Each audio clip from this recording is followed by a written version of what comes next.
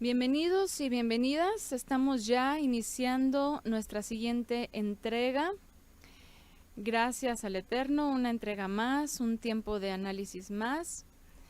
Y bueno, pues esperando que de la misma manera pueda seguirnos haciendo reflexionar en nuestro diario vivir, nuestro día a día, todo lo que hagamos, todo lo que pongamos delante del Eterno, que pueda ser de su agrado.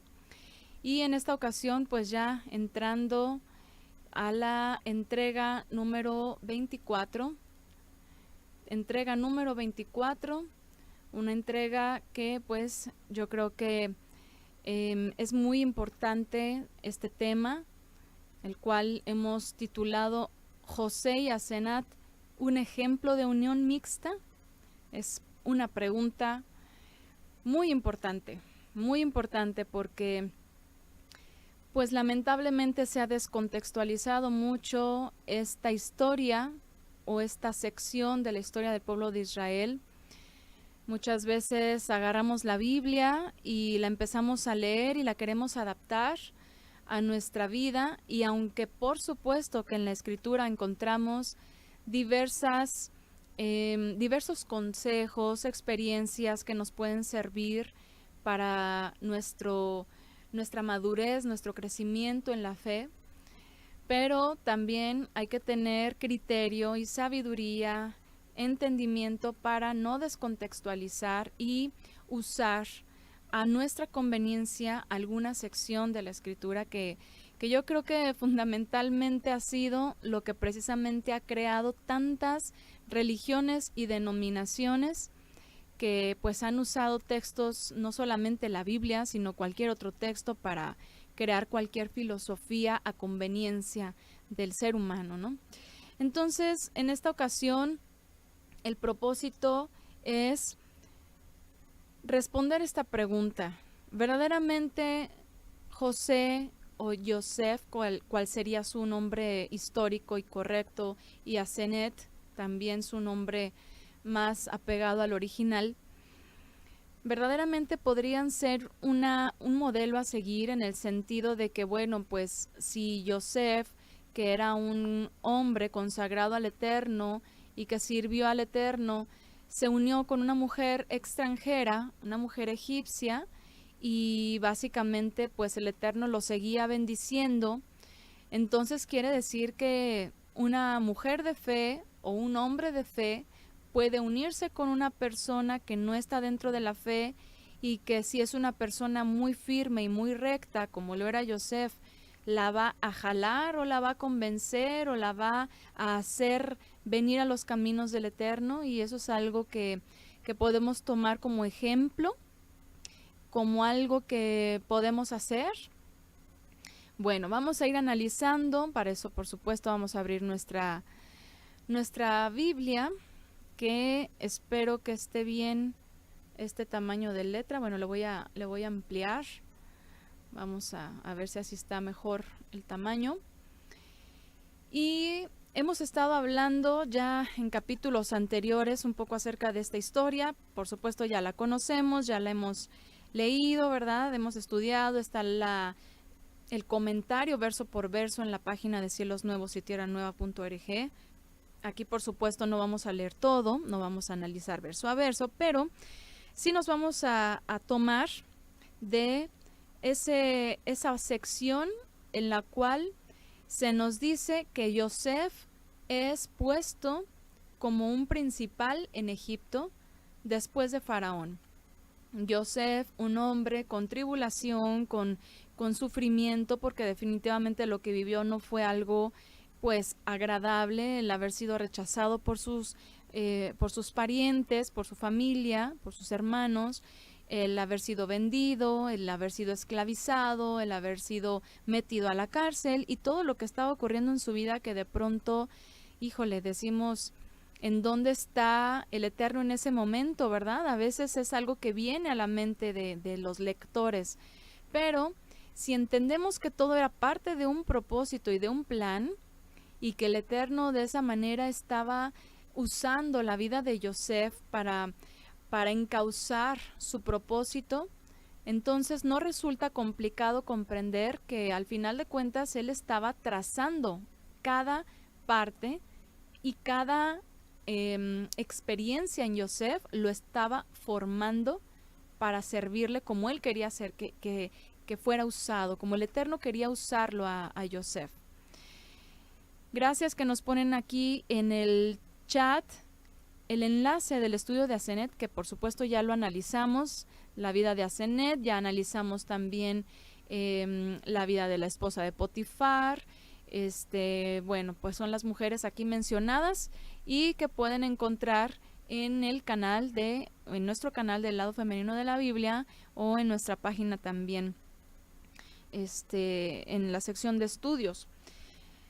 Y bueno, pues vamos entonces al capítulo 41, están los sueños del faraón, ya conocemos esa parte, faraón tiene sueños, finalmente nadie se los puede interpretar, manda, más bien el copero, que tuvo una experiencia con Yosef en la cárcel, cuando estaba preso, le anuncia a Faraón acerca de este joven que le había interpretado a él y al panadero su sueño, y de esta manera es como llaman a Yosef, lo sacaron, lo prepararon y lo llevaron ante el faraón y finalmente interpreta el sueño, como él dijo, de parte del Eterno, para que de esta manera, a través de ese sueño, que obviamente es dándolo a Faraón, que era el máximo en esa tierra, que era el que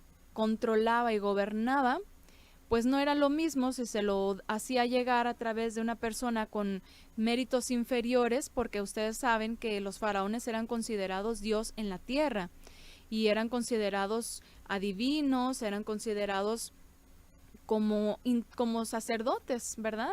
Intermediarios entre los dioses egipcios y el pueblo. Entonces, pues el Eterno usa toda esta circunstancia y tenía un plan, incluso algo que ya había estado determinado, que ya se le había anunciado a Abraham de antemano, ya lo tenía planificado.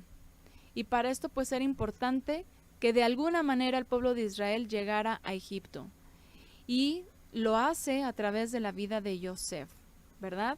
Finalmente sabemos, Yosef es puesto en alto y dentro de ese estatus que se le da, viene su unión con una mujer extranjera, ¿verdad?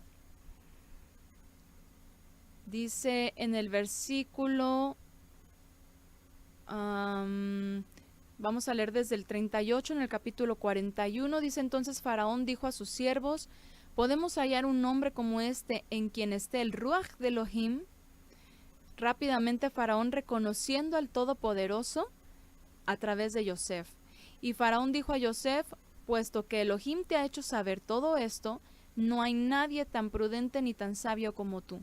Tú estarás sobre mi casa y todo mi pueblo obedecerá tus órdenes. Solamente en el trono yo seré mayor que tú. Faraón dijo también a Yosef, mira, te he puesto sobre toda la tierra de Egipto. Y Faraón se quitó el anillo de sellar de su mano y lo puso en la mano de Yosef. Lo vistió con vestiduras de lino fino y puso un collar de oro en su cuello. Lo hizo montar en su segundo carro y proclamaron delante de él, doblen la rodilla, y lo puso sobre toda la tierra de Egipto. Entonces Faraón dijo a Yosef, aunque yo soy Faraón, sin embargo, nadie levantará su mano ni su pie sin tu permiso en toda la tierra de Egipto. Todo se lo estaba entregando a Yosef. Y Faraón llamó a Yosef por el nombre de Safnat Panea y le dio por mujer a Asenat, hija de Potifera, sacerdote de On, y salió Yosef para ver la tierra de Egipto. Bueno, todo esto es muy interesante porque quienes ya han estudiado en Cielos Nuevos los estudios de las explicaciones de la Biblia, pues recordaremos que todo lo que vemos en la historia de Yosef, en Egipto y en general, viene a ser una sombra de la función del Mesías, del llamado del Mesías, y viene de alguna manera a figurar como una sombra profética de quien algún día sería puesto también por el Padre Eterno como gobernador de todas las cosas, de todo lo que el Eterno había creado, de lo cual pues él era el supremo, pero otorgaría a su Hijo esta autoridad, el principado, y a través de él gobernaría. Ya conocemos esta parte.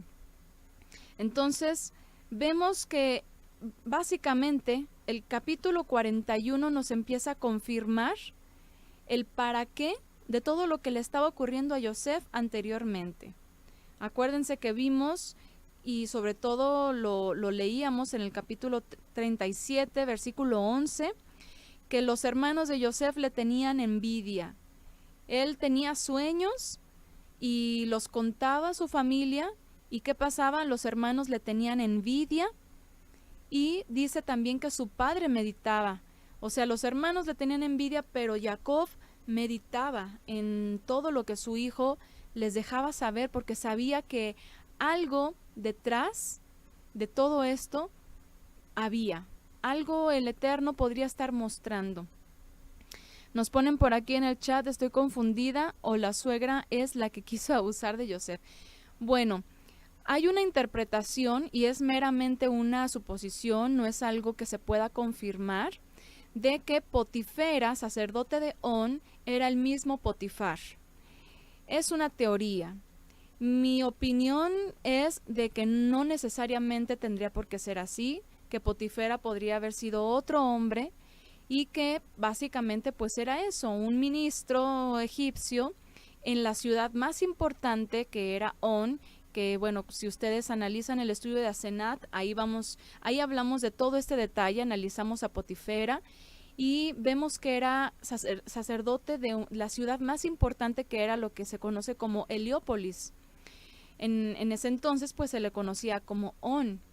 Y entonces sabemos por esos detalles que este hombre, este ministro, que obviamente a mí se me hace un poco complicado pensar que no se dedicara enteramente o consagradamente desde toda su vida al sacerdocio, y que antes fuera capitán de la guardia y después sacerdote, aunque incluso hay algunas traducciones que a Potifar lo ponen no como capitán de la guardia, sino como eunuco del faraón. Entonces está la controversia, puede que sí, la verdad es de que no hay datos arqueológicos suficientes como para confirmar si eran el mismo o no. Aquí el dato interesante es de que era un ministro de la ciudad más importante, y de que Asenat, siendo hija de este ministro, por supuesto que había sido formada dentro de este contexto pues idólatra, y como una sacerdotisa, básicamente, un cargo muy, muy importante, de muy alta estima, muy apreciado dentro de esta cultura. Entonces, pues no era una mujer cualquiera, de hecho por eso le dan a Asenat, o sea, era una mujer muy especial. Regularmente cuando se hacían alianzas o cuando se quería otorgar una mujer a un hombre muy distinguido, siempre se daban o hijas de reyes o hijas de sacerdotes o de ministros. Entonces, pues básicamente Asenat viene a ser una mujer que estaba formada su mentalidad dentro de la idolatría. O sea, es muy interesante todo lo que podemos ver en Asenat cuando conocemos todo el panteón egipcio y todo lo que se practicaba en esa ciudad. Entonces, vean aquí qué interesante, por lo que vamos a hablar justamente más adelante acerca del yugo desigual. Entonces, bueno, están esas dos posturas. Nos ponen por aquí, hay una serie brasilera que muestra al padre de Asenat como sacerdote del faraón, no sé si será así. Bueno, de que lo era, lo era. O sea, el padre de Asenat era un ministro o un sacerdote, eso indudablemente. La duda es si era el mismo Potifar. Mi opinión es que no, es que era distinto, es que Potifera era un hombre que se había consagrado durante toda su vida y que tenía un cargo muy prominente, es decir, no había estado haciendo un cargo y después pasó a ser sacerdote, o a menos de que, como les digo, fuese el mismo y no Potifar no fuese capitán de la guardia, sino eunuco, como lo dicen en algunas versiones. Bueno, está por ahí entonces eso como abierto, ¿no? Dicen por aquí, cuando empecé a leer la palabra examinaba mucho el carácter de José, un joven con autodominio. Definitivamente, y por eso aquí está esta incógnita, ¿verdad? Como un hombre como Joseph no podríamos a lo mejor imaginar en primera instancia a un hombre como él, consagrado, obediente, justo, porque no se le atribuye ningún pecado, nada, pues unido con una mujer extranjera, una mujer pagana, una mujer cananea. O sea, es algo un poquito complicado y sin embargo todo esto se usa, y eso es lo crítico y lo que yo quiero ahorita que analicemos y que planteemos, porque se usa como un permiso, porque bueno, todo lo que conocemos como Egipto para nosotros representa el sistema, ¿no? El mundo. Entonces, si a los jóvenes se les está encauzando a que sean luz en el mundo y a que vayan y se desarrollen en el mundo, los comparan con José en Egipto. Y entonces, pues obviamente un hombre que se desarrolla en el mundo o un joven que se desarrolla en el mundo, pues indudablemente va a conocer a una joven ahí, ¿verdad? Y lo primero y bueno, y viceversa, ¿eh? Una mujer, una jovencita que sea creyente, también pues la idea es que se desarrolle en el sistema, que sea alguien en la vida, como lo ponen ahí pues como se dice coloquialmente, como que bueno, pues que tenga su educación, sus estudios, su carrera, se desenvuelva en el sistema, sea luz en el mundo, como dicen, y de esa forma pues obviamente en algún momento tendría que figurar y aparte tener la unión con una mujer que podría no ser creyente, y puede hacerlo porque José lo hizo. Ese es el argumento, ¿no? Nos ponen por aquí, un eunuco no podría casarse porque ellos me parece que son como mujeres, si no estoy equivocada. Sí, bueno, también eso es otro punto muy importante, que bueno que lo menciona, porque se suponía, al menos lo que se sabe dentro de la historia, es que los eunucos estaban a cargo del harén del rey y muchos eran castrados. Entonces, bueno, es algo que por eso les digo, para mi punto de vista, es otro. Potifar es uno, Potifar es otro, y por lo tanto la esposa de Potifar no sería la madre de Asenet. Esa es una posibilidad.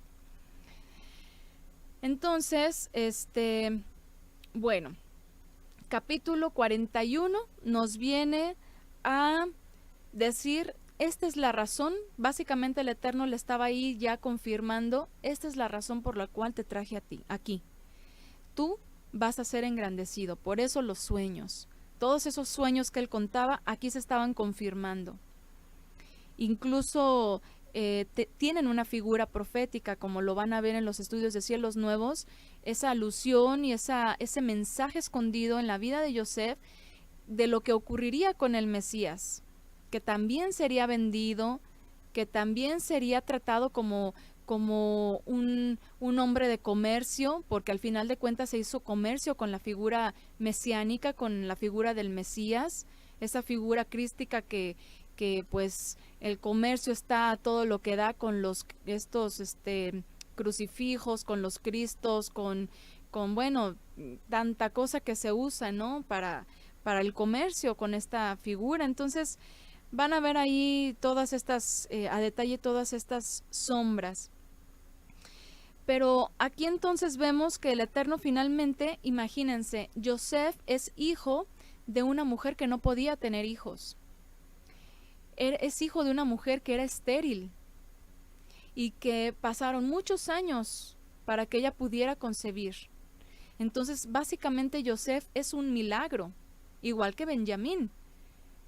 Fueron un milagro del Eterno. El Eterno tenía un plan a través de Joseph. Y aquí el Eterno estaba engrandeciendo su nombre a través de ese hombre, Joseph. Sus hermanos, por su parte, pues no eran dignos porque ellos así lo habían decidido.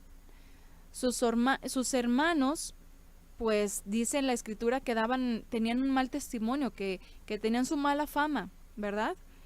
Entonces, ellos pues no eran un instrumento útil en las manos del Eterno. El nombre que le coloca Faraón a Yosef, Safnaf Panea, significa declarador de lo oculto. Sí, esa es una interpretación que significa el que revela los sueños, o el que revela los sueños, revelador de misterios. Ajá. Por una parte es eso, por otro lado se ha entendido como el que da pan de vida, o el que tiene el pan de vida. Y bueno, esto por lo que hizo de haber tenido esta inteligencia, pues para multiplicar la abundancia y conservarla y poder proveer después a los pueblos circunvecinos. Pero bueno, por otro lado podríamos pensar que lo más correcto sería que, como el faraón dice que no hay otro hombre como él en esa tierra, que tiene la sabiduría del Eterno, y que por supuesto esto implica el poder revelar los misterios, de ahí podríamos decir que sería lo más correcto el significado de Safnat Paneah, ¿verdad? Bueno, entonces Yosef vemos que es una sombra del servicio del Mesías, que su aflicción trajo mucho fruto. Todo esto, pues por supuesto que nos habla de una alusión profética. Pero tenemos que aceptar, tenemos que ser muy realistas, que el contexto y que el propósito, que la vida de Yosef no lo podemos adaptar a nosotros convenientemente. No lo podemos adaptar según lo que nosotros queremos interpretar. Se comete mucho este error, y a mí incluso me parece una falta de respeto pues hacia la propia escritura, porque pues sí, sabemos que en la Biblia tenemos muchos consejos y tenemos muchas alusiones que nos dejan una enseñanza práctica. Sin embargo, tenemos que ser muy cuidadosos de no descontextualizar. Entonces, número 1, Yosef no llegó a Egipto por su propio pie. Jacob jamás le dijo a Yosef: ándale, mijo, mira, te he preparado muy bien. Vete a Egipto, la ciudad más importante, a que trabajes ahí, búscate un empleo ahí para Faraón. Imagínate que llegaras a ser el segundo de Faraón. Es como si hoy en día le dicen a los hijos: ándale, mijito, las mejores escuelas, la mejor de las educaciones, para que seas un excelente, no sé, la profesión que les guste. A veces los padres se enfocan mucho en profesiones pues muy prominentes, o no sé, que las consideran muy importantes, como la medicina, las leyes, qué sé yo, muchas profesiones que la arquitectura, a las cuales les ven mucho futuro, dicen, y mándalos. Bueno, ahorita ya hay muchas profesiones nuevas, ¿verdad? Ya derivadas de nuestra época de la tecnología y la inteligencia artificial, la tecnología molecular, la nanotecnología. O sea, bueno, ahorita ya hay muchas otras carreras muy prometedoras, y lo primero que dicen es: prepáralo porque para que se vaya el sistema y le sirva al faraón y sea grande en el mundo. Porque incluso, quién sabe, puede llegar a ser hasta presidente de la República, o diputado, o senador, o ya los están encaminando pues al sistema. Yosef no buscó eso. Yosef no quería estar ahí. Yosef añoraba a su familia.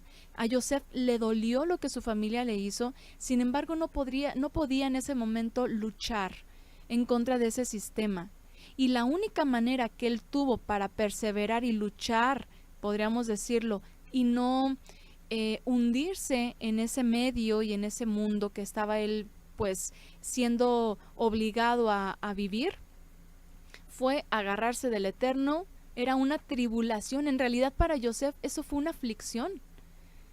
Para Yosef, estar en Egipto fue una aflicción.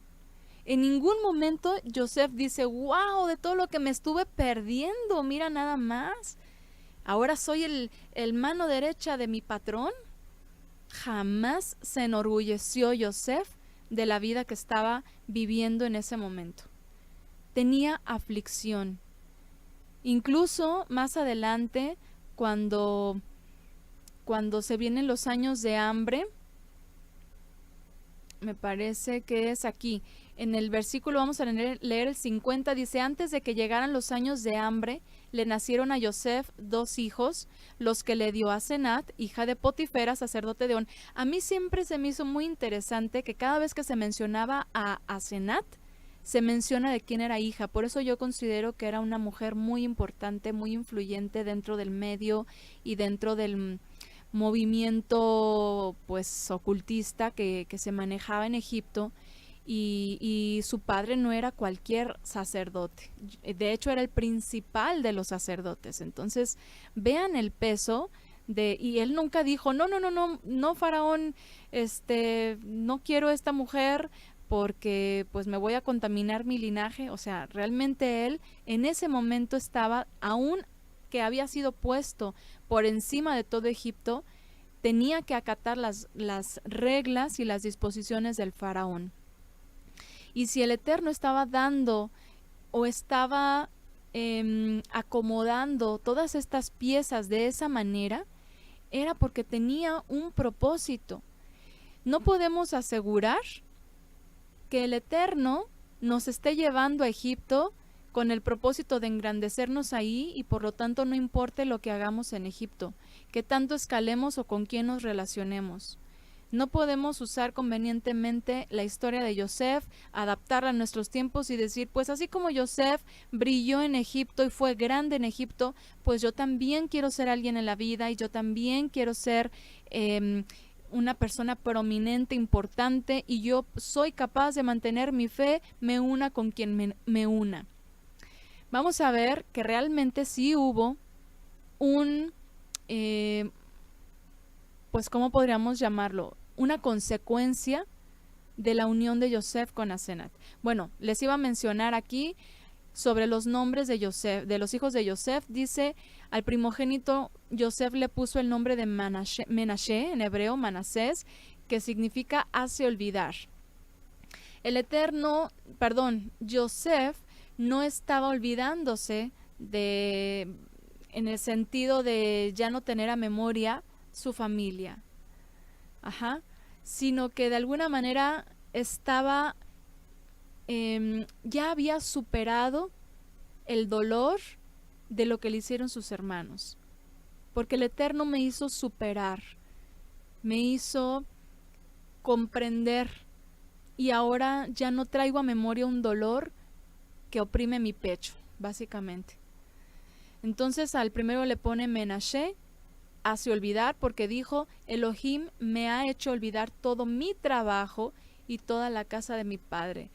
Todo lo que tuve que padecer y lo que me hicieron mis hermanos, el Eterno enjugado, como dice en Apocalipsis, enjugado creo que dice, bueno, que me ha hecho sentir un confort en mi mente y en mi corazón, me ha dado paz, me ha dado shalom, me ha dado plenitud de todo lo que he vivido hasta ahora. Y dice que al segundo le puso el nombre de Efraín, que significa fecundo. Uy, esto es bien importante proféticamente hablando, lo vamos a ver más adelante, porque dijo, el Eterno me ha hecho fecundo en la tierra de mi aflicción. ¿Cuándo se imaginaría Yosef que él podría esparcir su linaje en esa tierra en donde lo único que estaba recibiendo era aflicción? Y para acá iba. La estancia de Yosef en Egipto no fue, como dicen aquí en México, pura pachanga, no fue pura alegría, no fue el desenfreno, no fue, él no estaba feliz ahí. Pero el Eterno estaba reconfortando su corazón, ayudándole, fortaleciéndole en medio de esa aflicción. Entonces, básicamente decir que los chicos, los jóvenes, pueden irse al Egipto de hoy, al mundo, a desarrollarse y a hacerse grandes, pues es como si estuviéramos diciendo, mándalos a la aflicción. Mándalos a la aflicción. Y Egipto posteriormente es mencionado así, como tierra de aflicción, como el lugar de la aflicción de Israel, porque ahí fueron esclavizados. Entonces el Eterno estaba preparando todo, era un propósito, un propósito específico, un propósito que básicamente no vemos que el Eterno haya estado haciendo consecuentemente o regularmente con los de su pueblo. La verdad es de que Él los quería para ellos, pero por su necedad, por su orgullo, por, bueno, todo lo que hemos ya aprendido, que el pueblo de Israel estuvo desechando la Torá, la instrucción del Eterno, entonces eran merecedores de una corrección, y es entonces que el Eterno los esparce, los saca de su tierra, y es ahí en donde vuelven a ocurrir situaciones similares. Por ejemplo, Daniel el profeta, el que también interpretaba sueños, él también era una persona importante en Babilonia. Y no por eso vamos a decir, ay, mira, pues también Daniel fue prominente en Babilonia.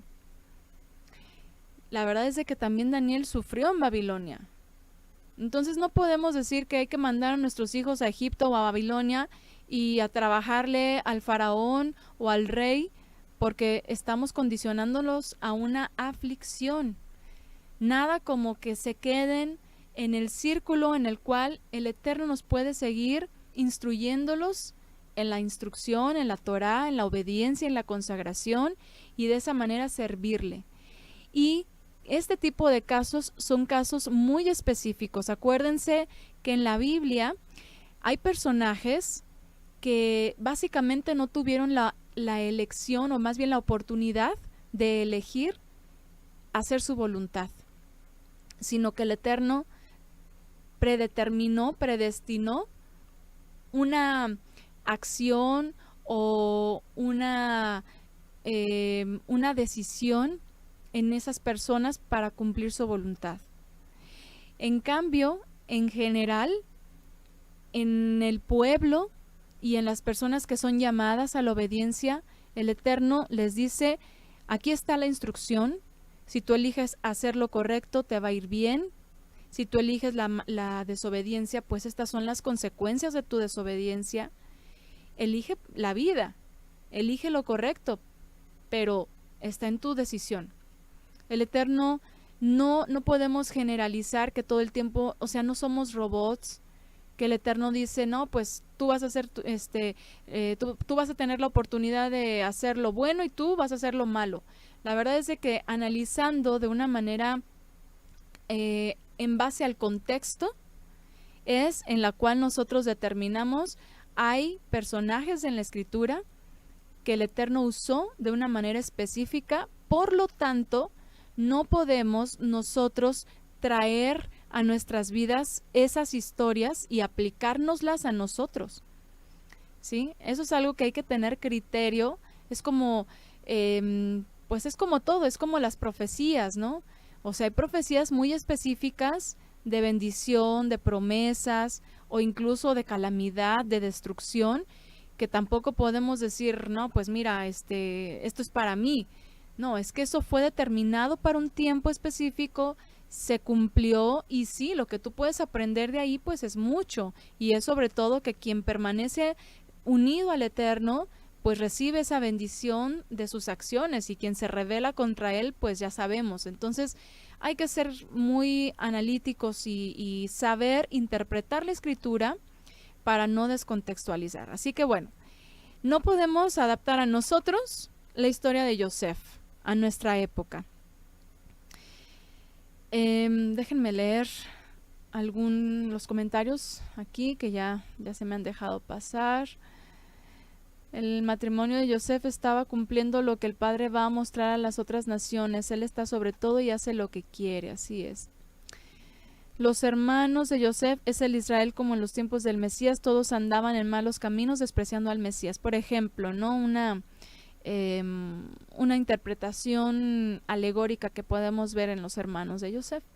Sueños guajiros, ¿verdad? De irse a Egipto y desarrollarse y hacerse grandes ahí.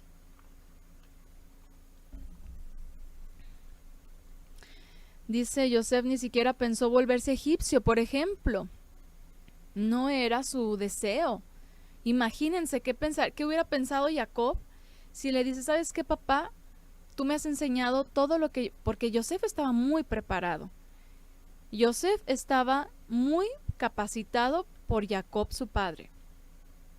Y Jacob no le enseñó todo eso para mandarlo a Egipto, ¿verdad? El Eterno permitió que él usara todos sus conocimientos en Egipto, pero no era el propósito que Jacob tenía en mente cuando lo estaba preparando.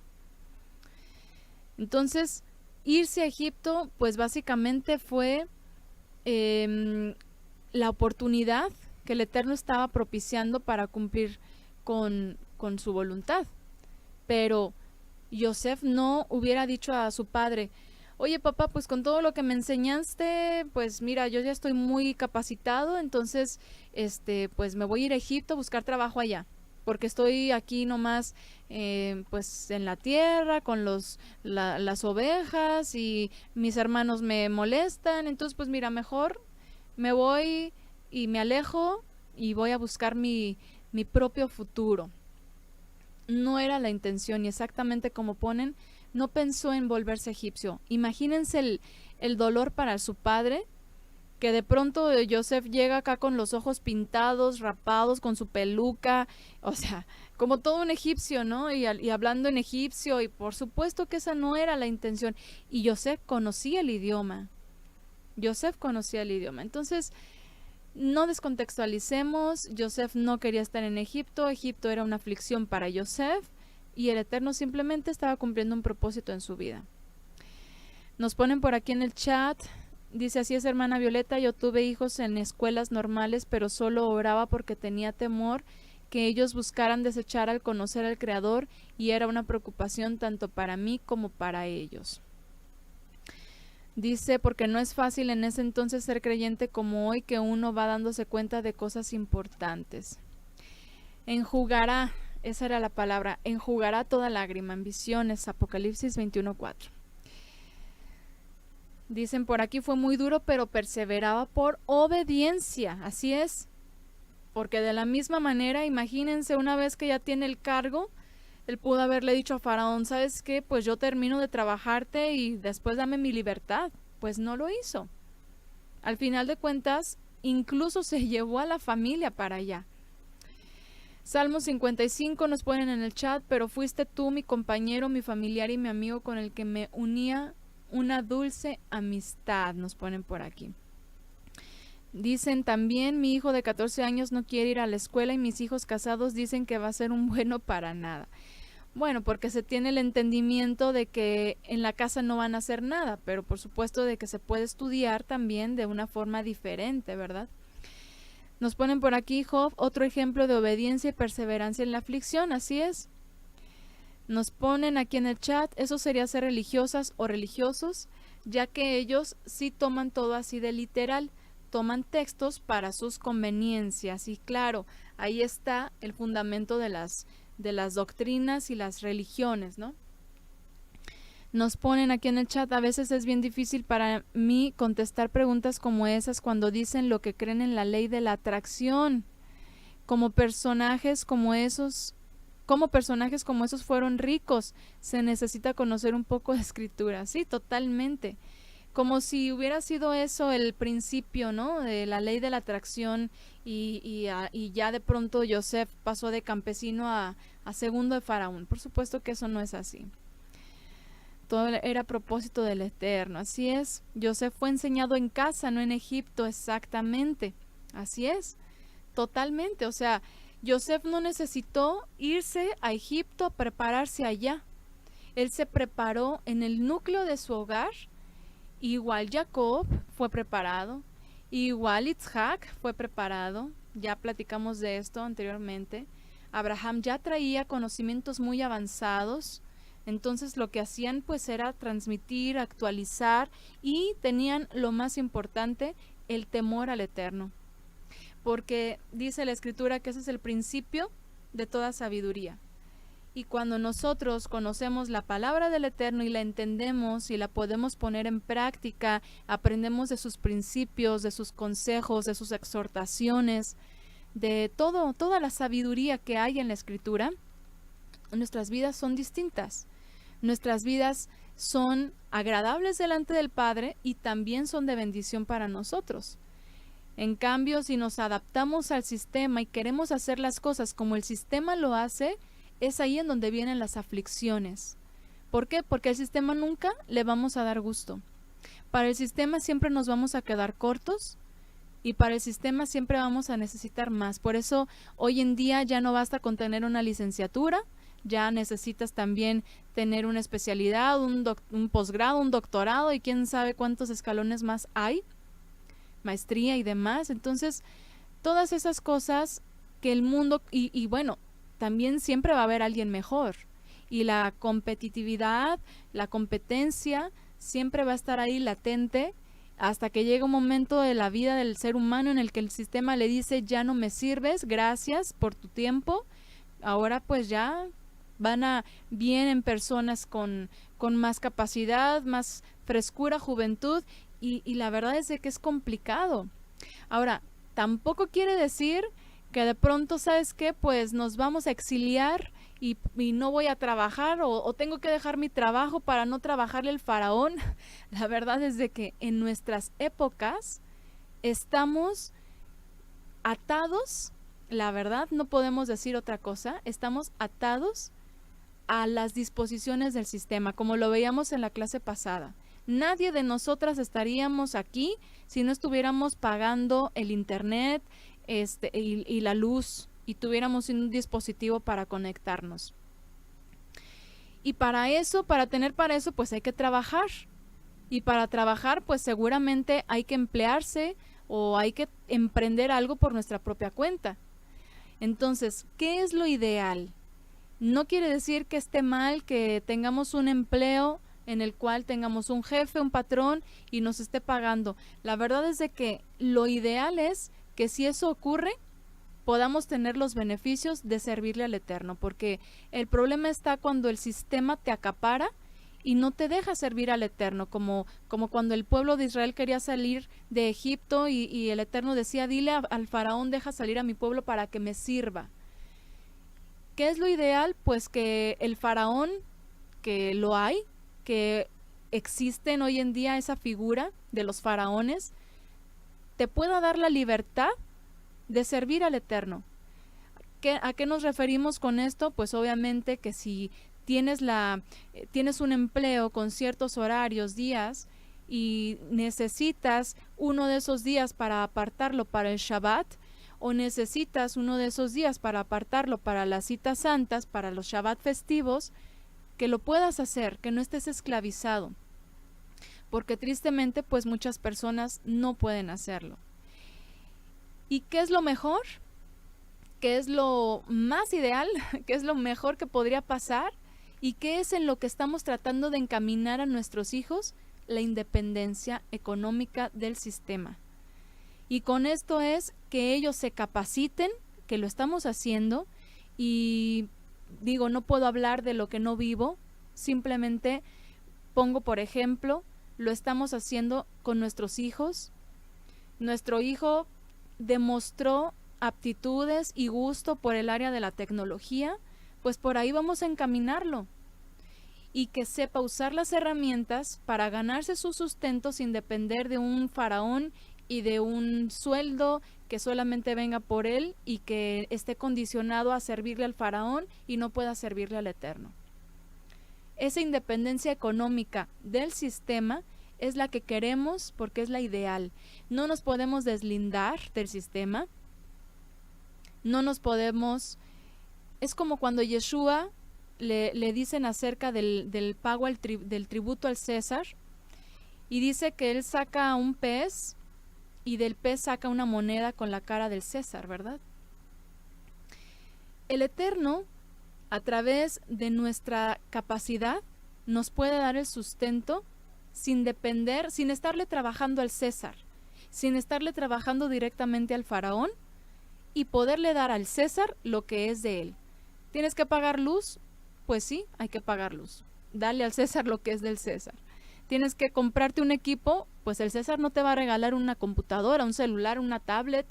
Hay que darle al César lo que es del César. ¿Tienes que vestirte? Pues tienes que comprar ropa en la inmensa mayoría de los casos. ¿Tienes que usar lentes? Yo ahorita traigo unos lentes puestos.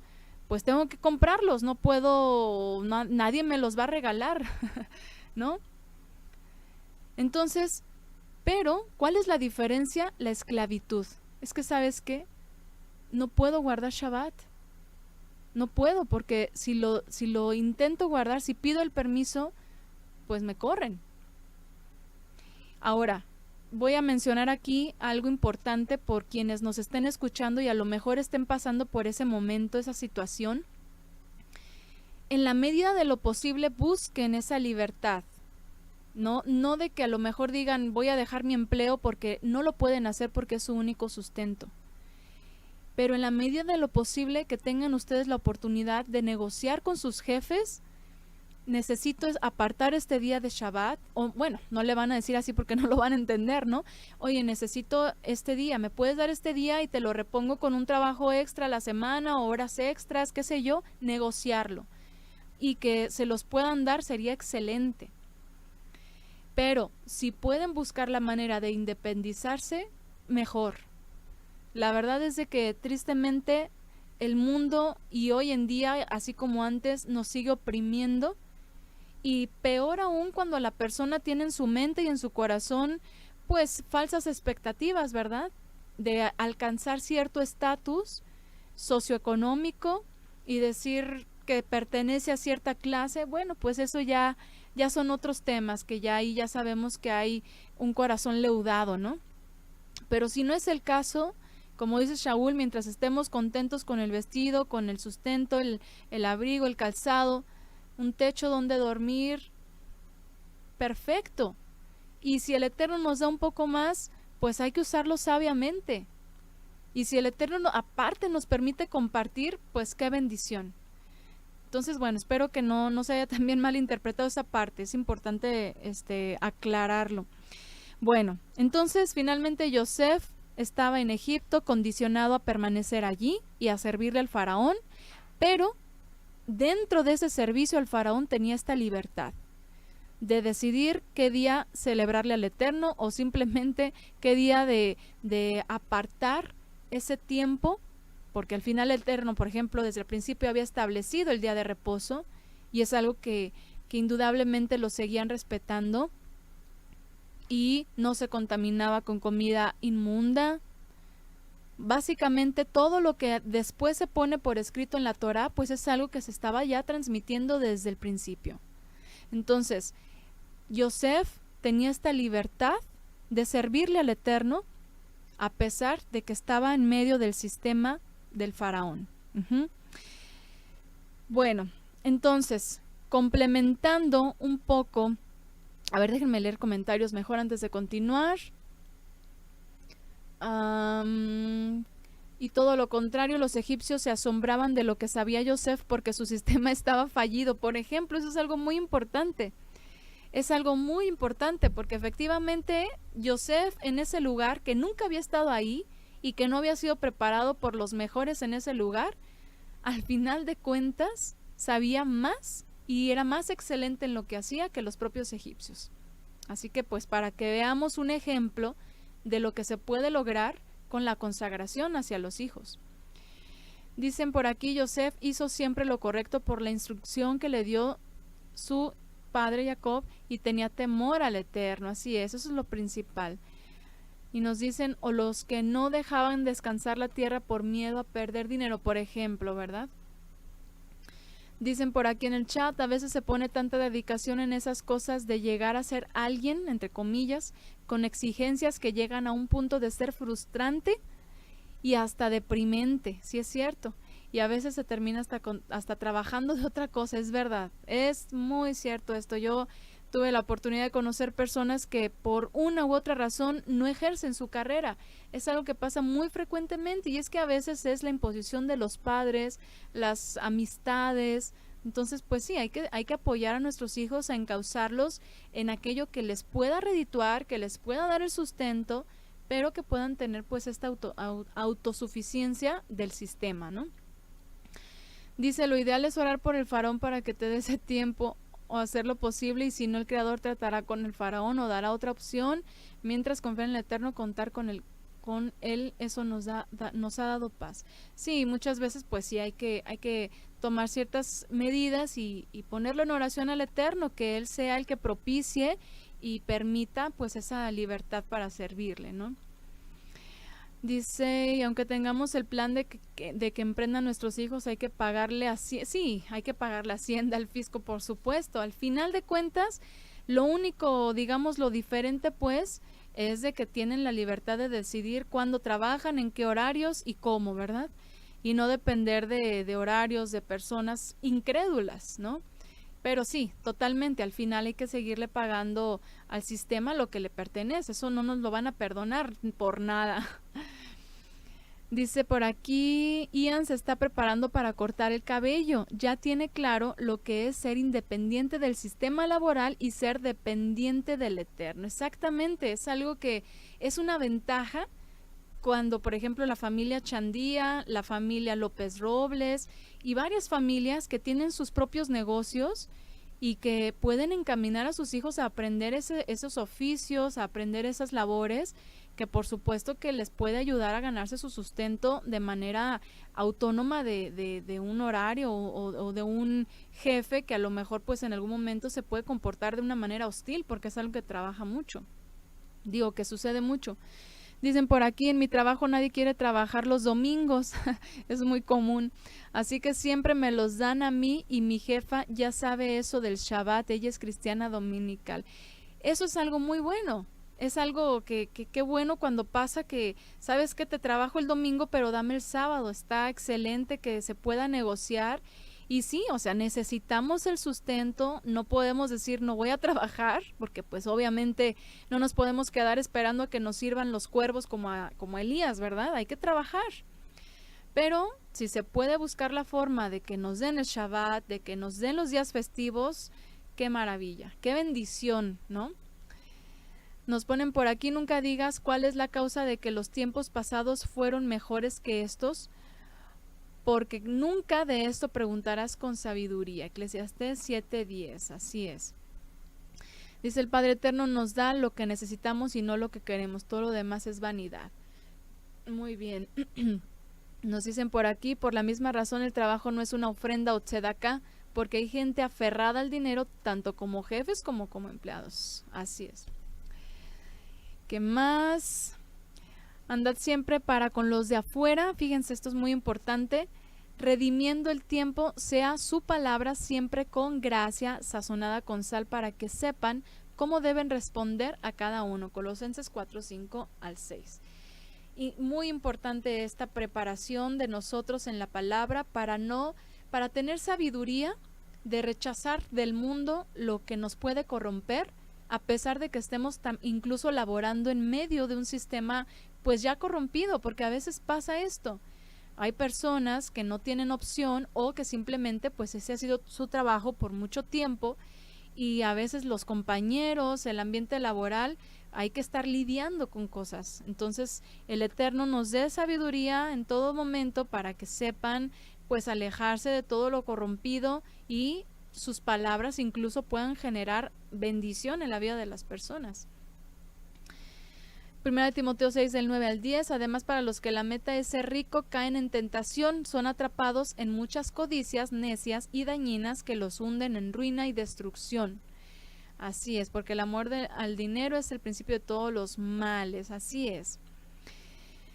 Bien, pues vean entonces todo lo que podemos aquí ampliar, ¿no? De esta vida de Yosef, que ya vimos, no hay que descontextualizar y pues al final de cuentas hay que tomar como ejemplo esta parte. Egipto era una aflicción para Yosef y de esa manera pues tenemos que ser sabios para no condicionar a nuestros hijos a que terminen en la misma aflicción. Y bueno, hablando de estas sombras y hablando de estas alusiones, vámonos con Asenet. Asenet era una extranjera, Asenet era una mujer con un linaje no puro, que al final se mezcló con el linaje hebreo, ¿verdad? Con el linaje de Abraham. No podríamos decir que la historia de Yosef y Asenet es un ejemplo de una unión mixta que es viable, que es posible, Porque si tomáramos esto como una alusión, un ejemplo, y lo trajéramos a nuestras fechas, tendríamos que también afirmar otra cosa. Tendríamos que reconocer que la historia de Yosef tiene todo un simbolismo y que Asenet está implícito también en ese simbolismo. Por ejemplo, Yosef podría ser un símbolo del Mesías, el faraón podría ser un símbolo del Eterno, el Supremo, ¿verdad? Que está solamente él por encima de Yosef y le otorga todo el principado. Egipto, pues ya sabemos, es el sistema de este mundo. ¿Y Asenet? ¿Qué es Asenet? ¿A quién nos representa Asenet? La verdad es de que nos podríamos meter en muchas conjeturas nada claras, nada confirmables, porque no podríamos, por ejemplo, decir que Asenet es la extranjera redimida, porque una de las cosas que bueno, es que por un lado, aquí tenemos dos vertientes, vamos a ponerlas ambas sobre la mesa. Asenet pudo haber sido una mujer que se apartó de los dioses egipcios. Yo personalmente creo que sí pudo haber menguado su idolatría en Asenet al estar unida a Yosef, porque Yosef era un hombre muy sabio que seguro que le hizo entender que todos esos dioses no eran nada en comparación al Todopoderoso, y además debió de haber quedado Asenet como el faraón, reconociendo el poder del Eterno a través de Yosef. Indudablemente Asenet pudo haber sido una mujer que dejó su idolatría estando con su esposo, porque Yosef no permitiría la idolatría en su hogar. Eso es algo que sí podríamos de alguna manera tomar en consideración. Pero por otro lado, vemos una consecuencia de esta unión, y es la idolatría, sobre todo a través de aquel a quien se le dio la primogenitura, que fue Efraín. Sabemos ya que Efraín era fue una de las tribus pues que más se gentilizaron y que se apartaron. Y que al final de cuentas, pues sí, se gentilizaron, o sea, se mezclaron. Fíjense, Efraín y Manasés, imagínense, crecen en Egipto, sí, con un padre consagrado al Eterno, sí, con una madre que podríamos decir dejó esa función del sacerdocio, se alejó de esa idolatría, muy probablemente sí, podríamos pensar que sí, pero al final de cuentas veían toda la idolatría de Egipto.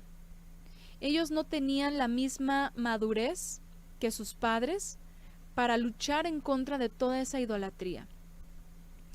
Al final de cuentas, Efraín, vemos en la historia que se entregó a la idolatría. Vamos a leer en el profeta Oseas, en el capítulo 4.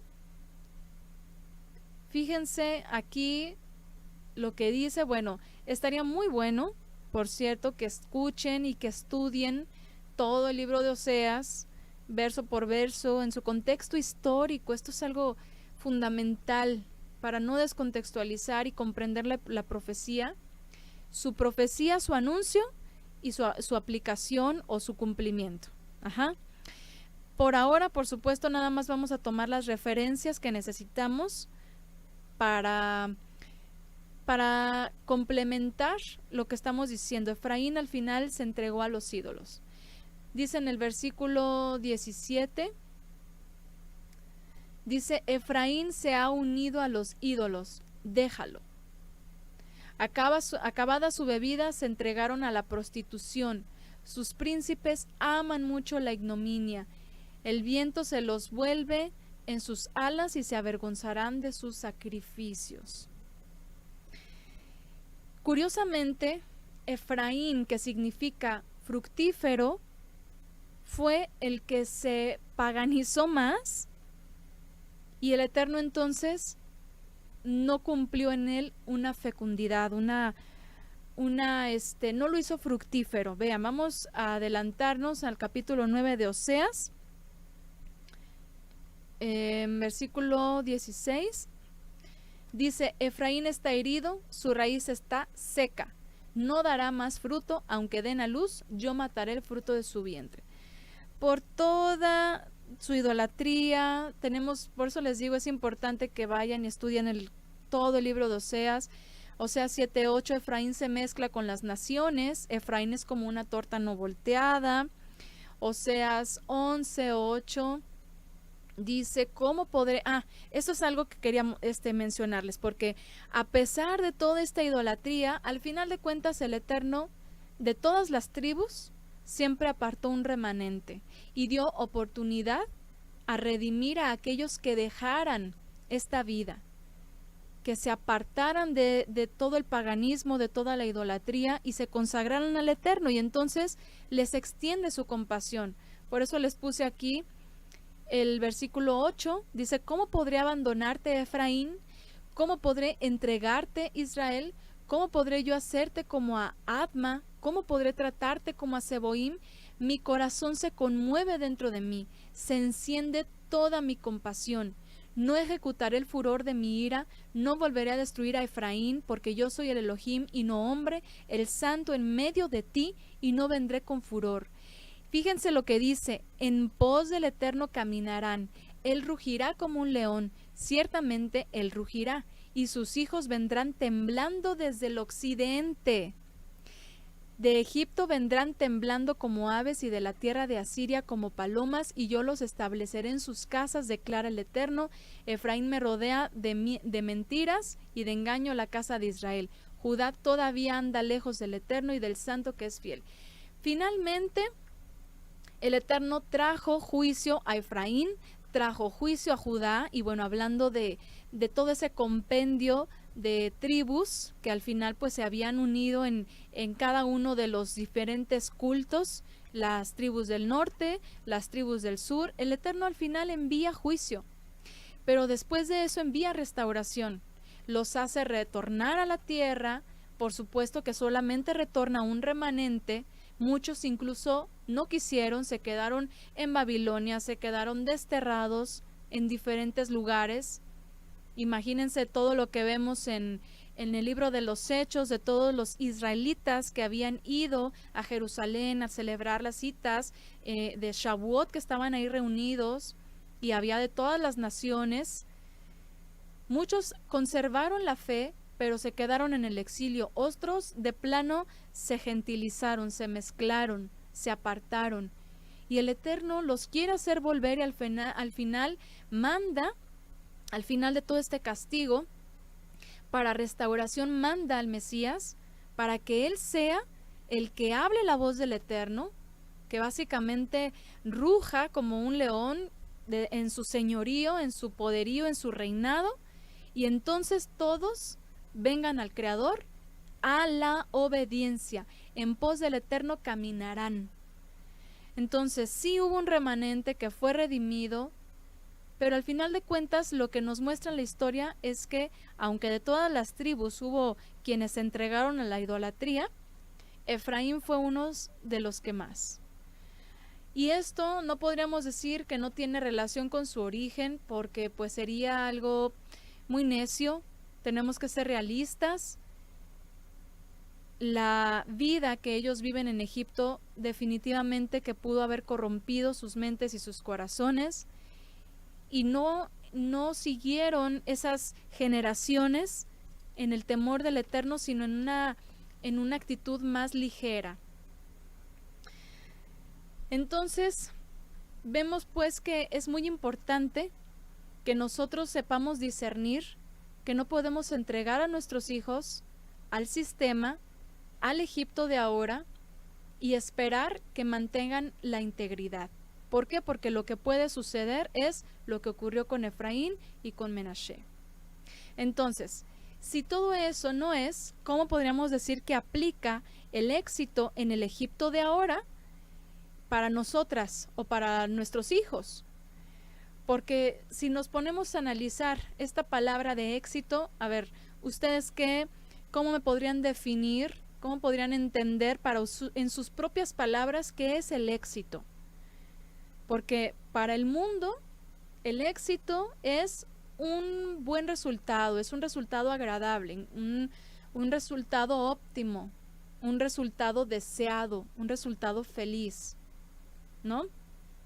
Que te propongas algo y lo logres, eso es éxito para el mundo, que es muy relativo, porque lo que para unos es éxito, para otros es nada más como un premio de consolación frente al fracaso, ¿no? Y en realidad no están satisfechos y dicen, no, es que quiero más.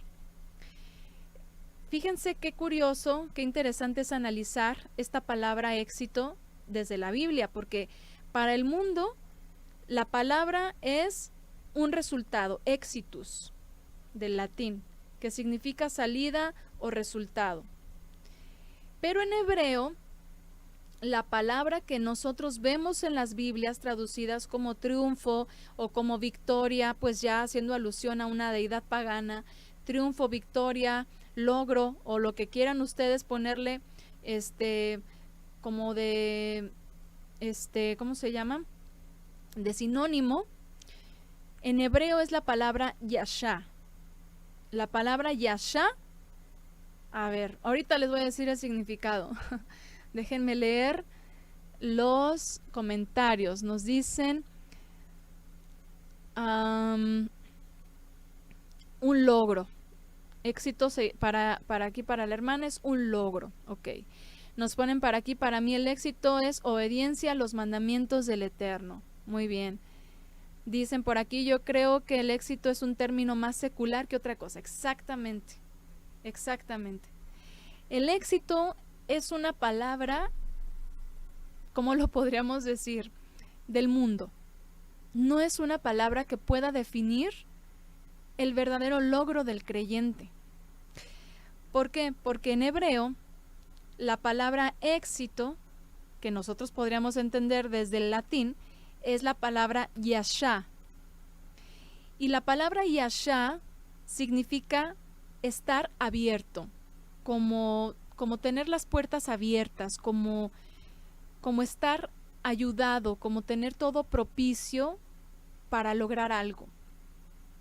Pero se entiende que es el Eterno el que está favoreciendo, es el Eterno el que abre, es el Eterno el que socorre, es el Eterno el que hace prosperar, es el Eterno el que ayuda. Eso es lo que significa yasha. Entonces, en el mundo, el éxito del mundo nos va a traer aflicción, tristezas, frustración, fracaso, inseguridad, y al final no nos va a dar satisfacción, porque siempre nos vamos a quedar cortos. Pero cuando el Eterno dispone todo para que nosotros logremos lo que necesitamos hacer en la obediencia, entonces eso es, vamos a usar la palabra, un verdadero éxito o un éxito correcto. Aunque, insisto, la palabra éxito es una palabra mundana, no es una palabra que defina correctamente lo que significa el logro de andar en la obediencia y que el Eterno sea el que disponga las cosas a nuestro favor. Eso sería como la definición. Yasha, ese logro es que el Eterno disponga a tu favor. Y si Él quiere, lo va a hacer, y si Él no quiere, no lo va a hacer. Pero también es Yasha, porque al final de cuentas Él sabe por qué no nos da esa ayuda. Y no podemos nosotros empeñarnos, no podemos nosotros esforzarnos en lograr aquello, pues que es por nuestras propias fuerzas. Entonces ya no es Yasha, ya estamos buscando el éxito del mundo. A ver, voy a leer unos comentarios más arriba porque ahorita nomás leí sus respuestas sobre la palabra éxito, pero voy a ver acá qué nos dicen.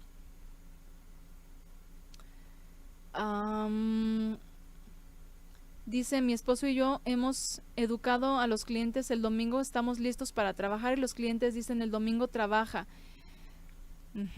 Porque se irá, ¿qué dice? Porque los demás descansan. Sí, es una ventaja, ¿no? De poder trabajar en domingo cuando todo está cerrado y ya saben que cuentan con el negocio abierto. Eso está excelente. Ok, ¿qué más? Les regalamos a mi nieto un juego de barbería y mi nuera se enojó, dijo que no va a ser estilista como su abuelo. Bueno, es que no aprecian tan bien. A veces hay pues o son oficios también que pueden ser muy nobles, ¿no? Si se saben encaminar. ¿Qué más? Dicen por aquí, yo trabajé como enfermera y cuando empecé a guardar Shabbat oré al Eterno y abrió una puerta en un horario de lunes a viernes. Excelente, eso es algo muy bueno. Y sí, por supuesto que el Eterno nos puede respaldar en esto, ¿verdad? En estas peticiones que saben que no son conforme a nuestra voluntad, y es ahí en donde viene Yasha, es ahí en donde viene el logro. El Eterno abre la puerta y dice, trabajas y de lunes a viernes sales y apartas el día para mí. Y seguramente la hermana pues también tiene la oportunidad de pedir los días festivos bíblicos. O sea, eso es algo excelente. Qué bueno que el Eterno pues propicia esto, ¿verdad? Dice por aquí el libro de Oseas nos muestra profundidades únicas. Sí, por favor vayan, escúchenlo, está muy muy importante que lo hagan. Dice, yo ya me jubilé, ahora soy libre del sistema por una parte. Bueno, sí, eso también es algo muy bueno, ¿no? Ya una vez que se cumple con el periodo de trabajo y sí, el descanso, pero pues obviamente al final el Eterno sigue sustentando. ¿Qué más? Bueno, aquí nos ponen el enlace para el capítulo 10 al 11 de Oseas, muchas gracias. Dicen por aquí, éxito, palabra que se obtiene con la IVA en el mundo, tristemente lo viví en carne propia. Bueno, aquí no entendí muy bien el comentario. Dice, éxito para mí es que nuestros padres, que nuestro Padre reine en nuestras vidas y seguir las instrucciones, así es. Todo es vanidad, obediencia y el servicio al Creador, eso es éxito, lo que entienden, ¿no? Éxito es el resultado feliz y satisfactorio de un asunto, negocio o actuación secular en el mundo, por ejemplo, ¿no? Ese es el éxito del mundo. El éxito trae estrés, nos ponen, sí, es verdad. Entonces vean qué diferente es el éxito del sistema al yashá, a la ayuda del Eterno. Ven, como el ejemplo de la hermana Marlene, ¿no? Que dice, yo oré al Eterno y Él me ayudó. Eso es el ejemplo, es un muy buen ejemplo. Entonces, nuestro logro, vamos a sustituir la palabra éxito, nuestro logro como creyentes es que el Eterno reine en nuestras vidas, que Él dirija nuestras vidas, dirigirlas consagradas en sabiduría y todo, pues a pesar de que estamos en medio de una generación perversa. Vamos a leer primera de Juan para complementar este punto. Primera de Juan, vámonos al capítulo 5 para complementar esta idea sobre el logro. Versículo 4 dice, porque todo lo que es nacido de Elohim vence al mundo. Y esta es aquí dice victoria, pero vamos a sustituirla porque pues esto no es algo que venga en el original, por supuesto. No había deidades en la boca de los apóstoles. Este es el triunfo o este es el logro que ha vencido al mundo, nuestra fe. Este es el triunfo que ha vencido al mundo, nuestra fe. La perseverancia en la fe, en la obediencia y en la santidad, eso es un logro para nosotros como creyentes. Entonces, para concluir, con todo esto en mente, el contexto de Yosef, el contexto de Asenet, el contexto de Efraín, ahora podemos responder, ¿es viable una unión mixta? Ahí ya entonces decimos, ok, si así están las cosas, me la pienso un poquito más, ¿verdad? Porque viable lo es, eso es, sin dudarlo, es viable, pero ¿es correcta? Cualquiera puede hacer lo que quiera. Si alguien quiere unirse a una persona que no es creyente, pues, y tiene la oportunidad, ¿le está haciendo viable? Pues sí, pero de que va a ser riesgoso, va a ser riesgoso.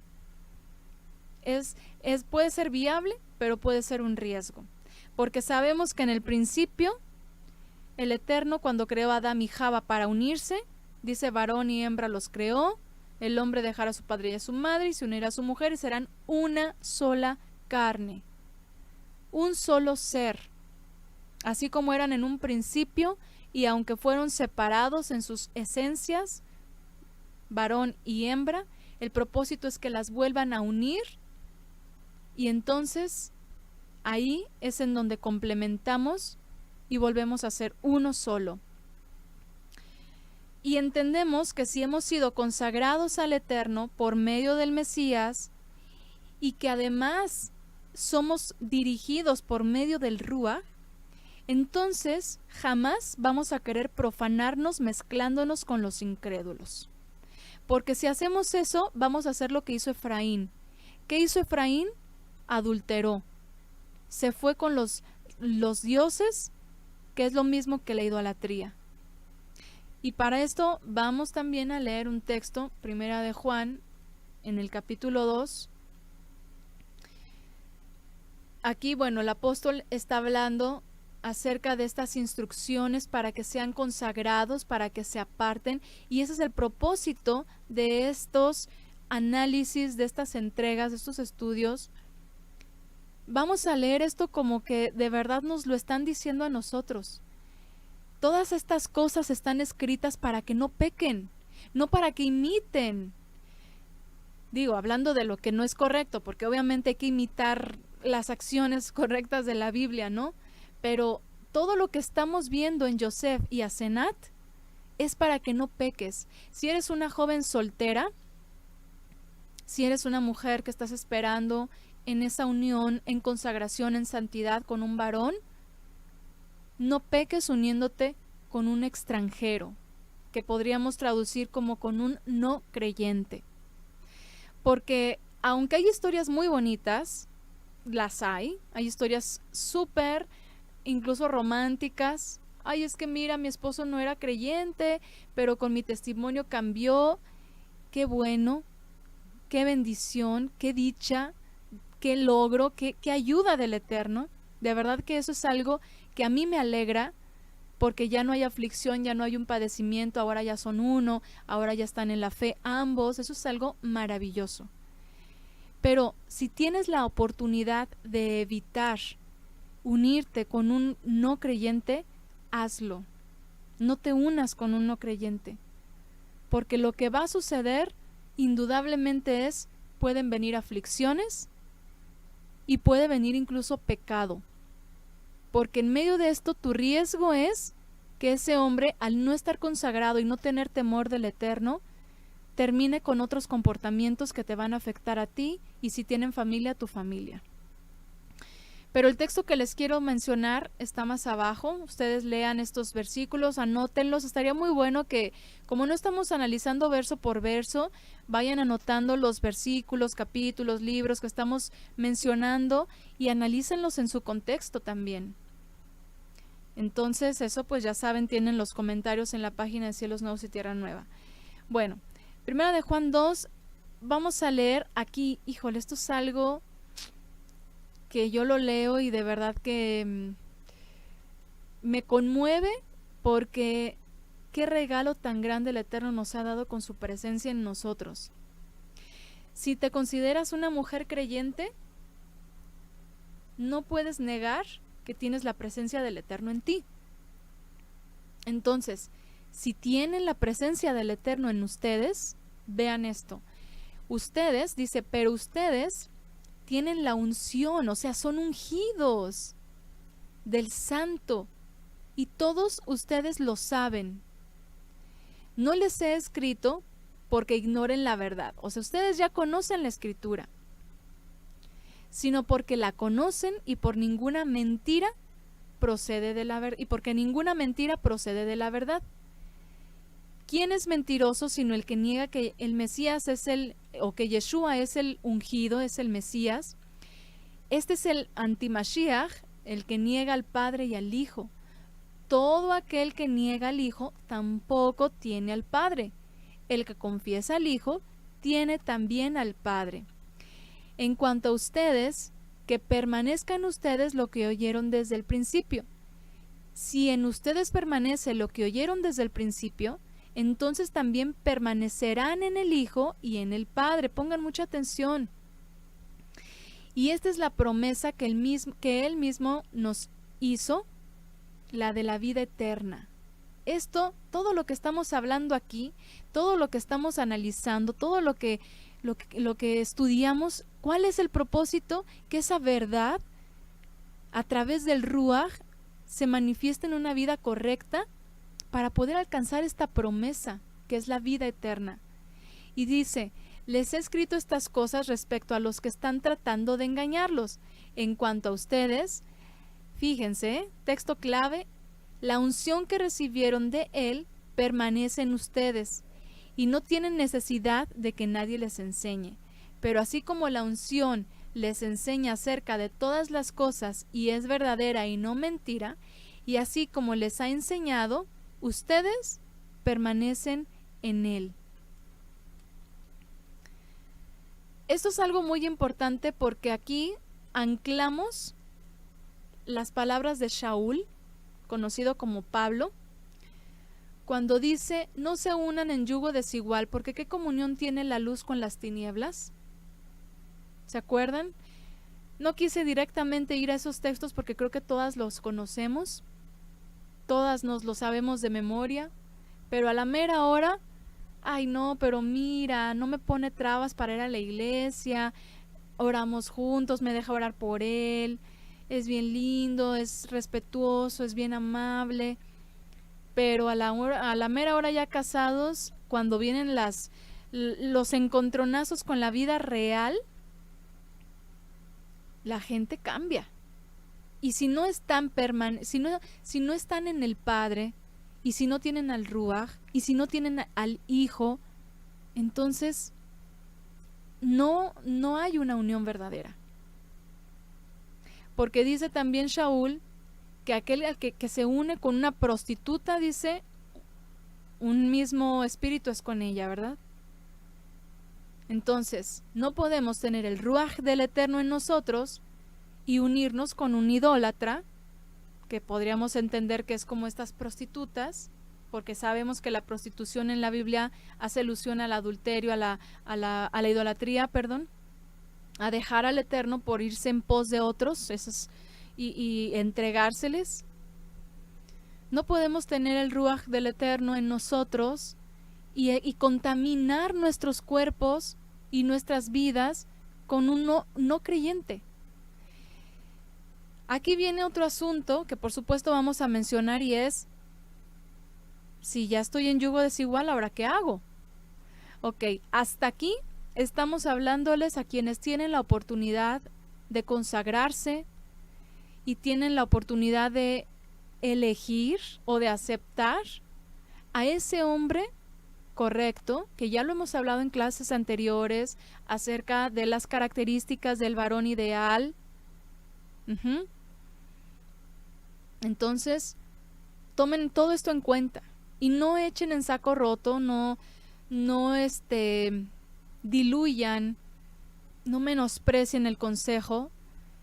Y porque a veces hay hombres que pueden fascinarle a una mujer, ¿no? Es que se ve increíble, mira, súper inteligente, mira su profesión, es, qué sé yo, cualquier cosa, o me trata súper bien, o es el testimonio súper muy buena persona. Sí, puede ser muy buena persona, incluso respetuoso y todo, pero si no tiene al Padre y no tiene al Hijo, y tú sí, entonces no te puedes unir con las tinieblas, porque el Yeshua es luz, el Padre es luz, y si no tienen a Yeshua, no tienen al Padre, entonces están en tinieblas, porque esa casa no está vacía.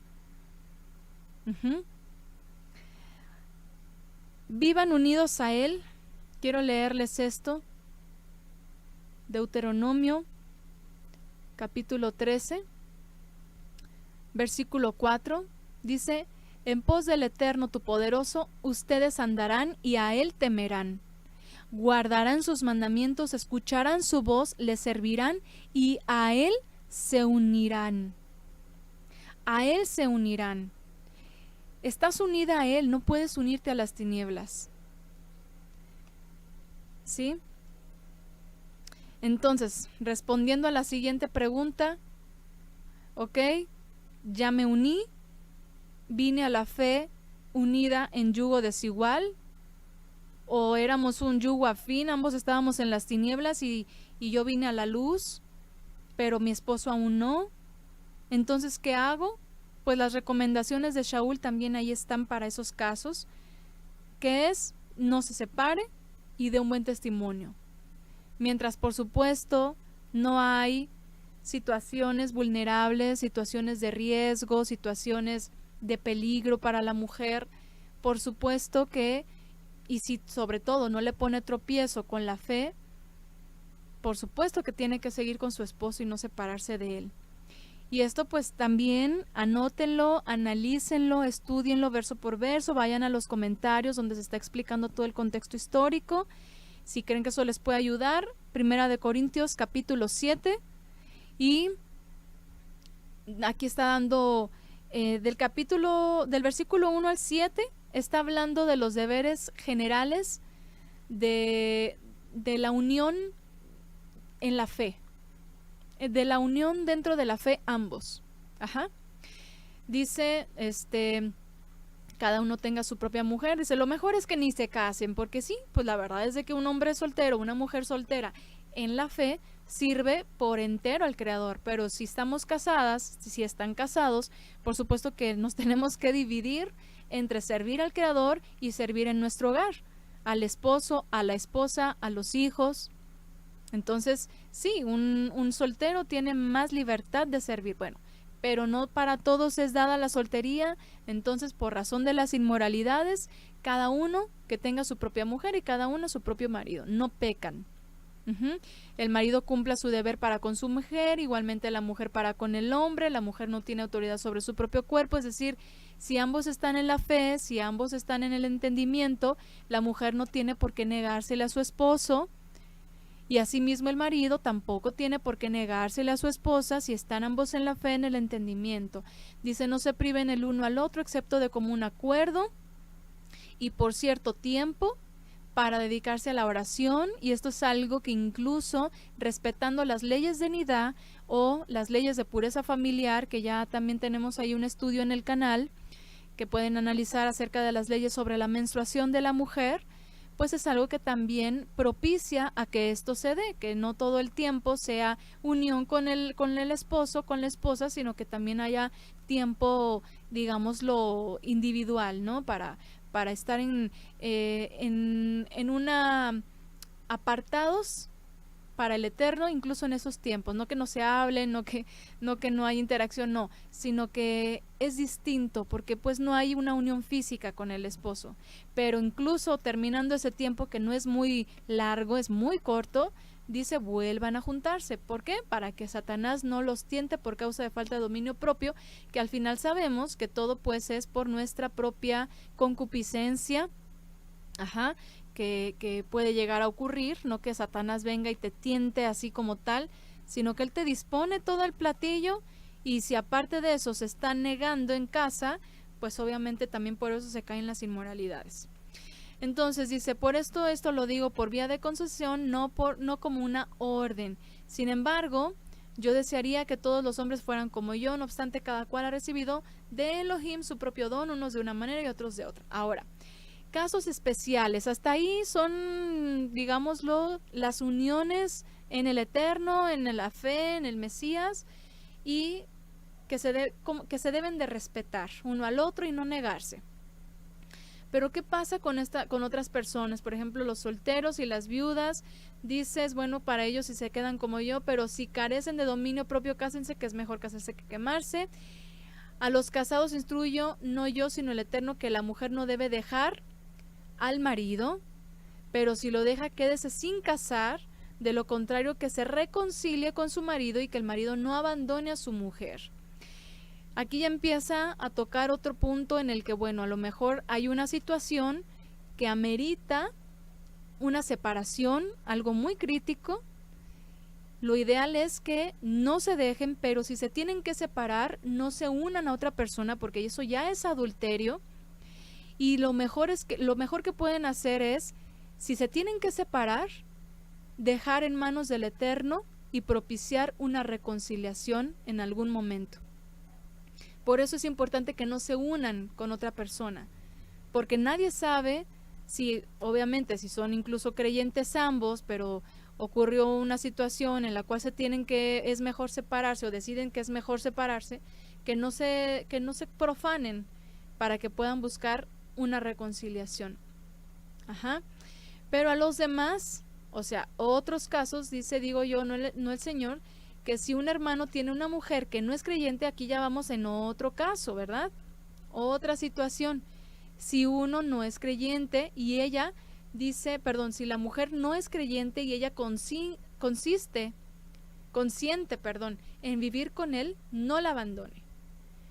O sea, si a la esposa que no es creyente no le causa problema que el esposo guarde la fe, los mandamientos y todo lo que implica, entonces no se separe de esa mujer.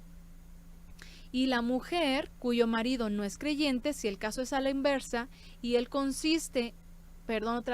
y él consiente en vivir con ella, no abandone a su marido, porque el marido que no es creyente es santificado por medio de su mujer, y la mujer que no es creyente es santificada por medio de su marido creyente.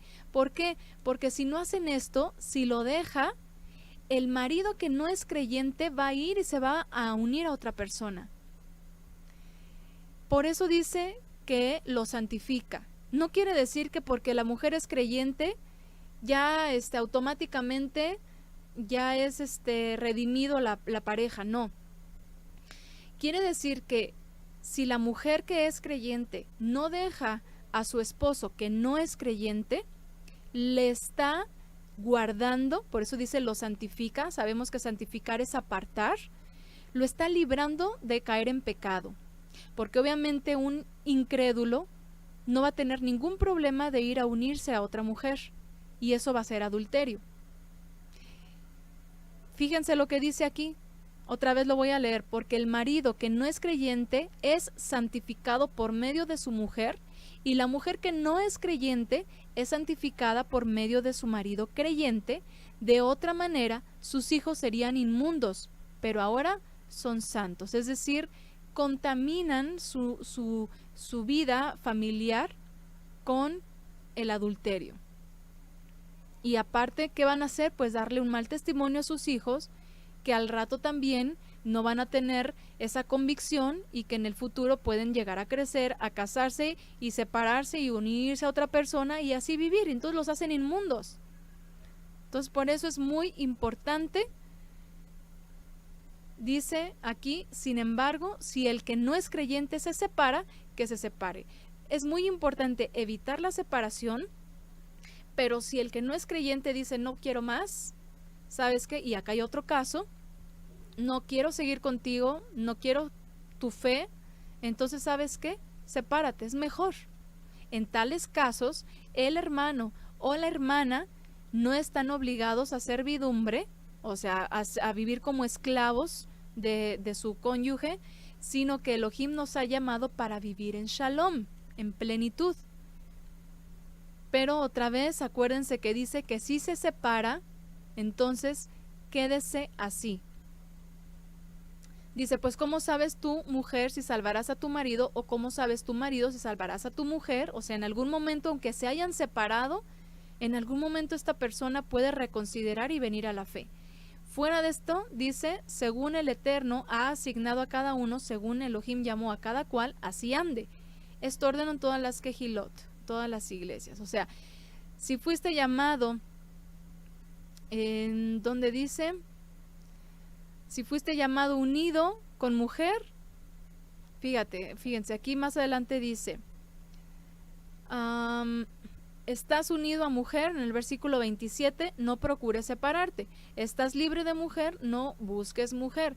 Y si te casas, no has pecado. Y si una virgen se casa, no ha pecado. Sin embargo, ellos tendrán problemas en esta vida y yo quiero evitárselos. O sea, si al final venimos a la fe, o vinieron a la fe, estando unidos, así permanezcan. Si se separan, así permanezcan, sin unirse a nadie más y esperen una reconciliación. Si no se reconcilian, permanezcan consagrados al Creador para evitar aflicción y para evitar inmundicia en sus vidas y en la de sus hijos. Los consejos son muy claros. Entonces, todo esto se puede evitar si desde el principio tomamos una decisión consciente, y las jovencitas y los jovencitos que aún tienen la oportunidad de elegir con quién se unen, no ven como algo ligero todo esto y evitan unirse en yugo desigual. y que mientras esperen, lo hagan en santidad. Y con esto vamos a concluir. Vamos a leer segunda carta de Pedro en el capítulo 3. Fíjense lo que dice. Bueno, esta carta es muy importante también, anótenla, luego le dan su estudiadita, no es muy larga. Y bueno, de paso estudian todas, ¿no? Versículo 14 es el que les quiero mencionar, dice, por tanto, ¿por qué? Por su promesa, dice, nosotros esperamos cielos nuevos y tierra nueva. Aquí está hablando de cómo va a ser el día del juicio. Por tanto, amados, puesto que ustedes guardan estas cosas, es decir, ustedes están en la fe, procuren con diligencia ser hallados por él en shalom, sin mancha e irreprensibles. Consideren la paciencia de nuestro Señor Yeshua como Salvador, tal como les escribió también nuestro amado hermano Shaul, según la sabiduría que le fue dada. Mientras esperan los cielos nuevos y la tierra nueva donde mora la justicia, permanezcan guardando todas estas cosas, toda esta enseñanza, toda esta fe con diligencia. Hallados por el Eterno en shalom. En shalom no quiere decir hallados tranquilos. Ay, estoy muy tranquila. No, en shalom con Él. Dice que el Mesías vino a traer shalom o paz para con el Eterno, ¿verdad? Justificados por la fe. Dice ahora tenemos paz para con Elohim por medio de Yeshua, nuestro Mesías, que nos redimió. Dice, creo que la carta a los Romanos, si no mal recuerdo. Entonces, hay que ser hallados en shalom con el Eterno, no en rebeldía con el Eterno, sino en shalom, sin mancha, en pureza, sin inmoralidades y perseverando irreprensibles, que no haya nada que te pueda señalar el Eterno. Tú traes tus ropas sucias, yo te las lavé, te di vestidos nuevos, emblanquecidos a través del sacrificio del Mesías, pero tú ya lo manchaste, ya lo ensuciaste con tus malas acciones. Entonces, que no suceda esto. Y si a la fecha están viviendo en inmoralidad, están viviendo en rebeldía ante el Eterno, entonces reconsideren, purifíquense y vuélvanse al Eterno, y que entonces así los encuentre siempre el Mesías el día de su venida. Y que si somos llamados, seamos llamados, y que el día que nos despierte el Mesías para el juicio, nos encuentre sin mancha. Voy a leer ya para concluir unos comentarios. Ay, no sé desde dónde. Bueno. Dice, y esta es la vida eterna, que te conozcan a ti, el único Elohim verdadero, y a Yeshua HaMashiach, a quien has enviado. Juan 17:3. Dice, tengo una amiga que se casó con un joven creyente y a pesar de eso han vivido como si fuera un secular. Bueno, aquí habría que definir creyente en qué, ¿verdad? Porque este es otro punto, qué bueno que lo mencionan. Es otro punto, porque creyente en qué, en una religión, en un sistema, ¿en qué? Porque un creyente verdadero, un creyente en la palabra, un creyente en la instrucción, un creyente fuera de las doctrinas de los hombres, aunque jamás vamos a decir que la gente es perfecta ya porque tiene Torah, pero obviamente es muy distinto porque ya la persona dirige su vida de otra manera, ya no está amoldada a la, pues sí, a lo leudado de los sistemas iglesieros que pues sí, tristemente a veces se unen dentro de los círculos religiosos, pero la verdad es de que la persona nunca fue transformada. Y aún, y esto es muy importante, aún que esto se dé dentro de la fe en la Torah y el Mesías Yeshua y la consagración y todo lo que ahorita estamos conociendo y entendiendo, aún así tenemos que analizar, dice Juan, analicen a los ruajot, a los espíritus, analícenlos. O sea, una mujer no puede unirse nomás, ay, es que es cristiano, o ay, es que está en las raíces hebreas, o no, esto no es nada, no garantiza. El testimonio es el único que puede dar los parámetros, y aún sabiendo que la persona no es perfecta, pero si tiene el temor del Eterno y lo demuestra en sus decisiones, entonces pues es una persona que, vamos a decirlo, es candidato, ¿no? O candidata para unir su vida. Entonces, bueno, eso también es muy importante. Dice, hay gente que hasta se bautiza en la religión para casarse con la jovencita y luego nada, salen muy pagano el muchacho. Es cierto, sí es cierto. Dice, es como un encantamiento, tarde o temprano cambiará. Dicen por aquí, dichosos todos los que temen al Eterno, los que van por sus caminos. Salmo 128:1. Así es. Dice, ojalá su corazón esté siempre dispuesto a temerme y a cumplir todos mis mandamientos, para que a ellos y a sus hijos siempre les vaya bien. Deuteronomio 5:29. Un hombre que se esfuerza por cumplir los mandamientos, una mujer que se esfuerza por cumplir los mandamientos, por supuesto que va a ser muy distinto en su vida, en su relación familiar, que un hombre que no lo hace o que una mujer que no lo hace. Ok. ¿Qué más? Dice, mi segundo hijo va a tener su primer bebé con una mundana igual que él y de pilón. Ella tiene 3 hijos, hace 3 años que la conoció y se le dio el consejo. Bueno, a veces ya los hijos no escuchan el consejo y ya deciden tomar sus propias, pues ahora sí que deciden por sus propias decisiones o conjeturas, y ya les tocará a ellos aprender a su manera, ¿no?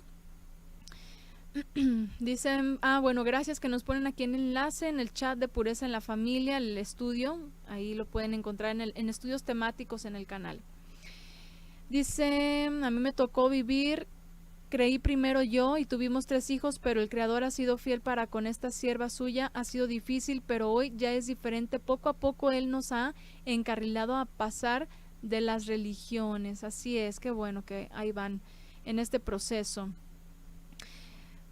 Bueno, ya se me movió aquí el chat bastante. Bueno, espero no brincar demasiados. A ver, bueno, nos siguen poniendo textos. Hebreos 13:4. Ténganse en alta estima entre todos el matrimonio, y mantengan pura la religión conyugal, pero Elohim juzgará a los fornicarios y a los adúlteros. Así es, que lo vean algo muy, muy serio. ¿Qué más? ¿Qué más? Bueno, Romanos, aquí está Romanos, muchas gracias. Dice, paz para con Elohim, justificados pues por la fe, tenemos paz para con el Eterno por medio de nuestro Adón Yeshua. Dice, dichoso aquel siervo a quien cuando su Señor venga lo encuentre haciendo así. Mateo 24:46. Así es. Muy bien, pues concluimos entonces por ahora. Gracias por todos sus comentarios tan enriquecedores, tan acertados, que complementan bastante bien todo el tema. Y pues esperemos en el Eterno que todo esto pueda ayudar, que pueda alertar a las mujeres, a los jovencitos también, que aún están a tiempo, y que con sabiduría pues les pueda guiar a tomar estas decisiones correctas. Entonces, hasta ahora concluimos aquí.